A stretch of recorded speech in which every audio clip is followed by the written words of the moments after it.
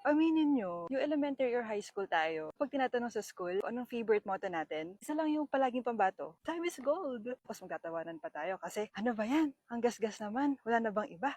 Akala natin noon, filler sentence lang yun para lang may masagot pag tinanong. Pero now, ngayong adult na tayo, doon lang natin na-realize na hindi pala siya biro. Ngayong mature na tayo, ramdam mo na yung bigat ng bawat oras. Yung dating akala natin, unlimited ang time. Ngayon, kailangan na nating i-budget. Kailangan na nating hatiin ang sarili sa career, sa pahinga, sa sariling pangarap. Bakit nga ba gold? Kasi ang pera, kikitain mo pa ulit.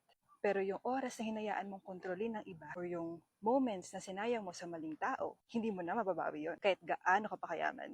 Ang time talaga is tanging currency, hindi mo na pwedeng kitain ulit. Kaya yung dating tinatawanan nating motto, yun pala ang pinaka-importanting lesson sa buhay. Kaya, huwag mong sayangin ang gold mo sa mga bagay or tao na hindi naman nag-a-add ng value sa'yo. Gamitin mo ang oras mo para mabuo ang sarili mo. Because at the end of the day, the richest person is not the one with the most money, but the one who owned their time. Take charge of your clock.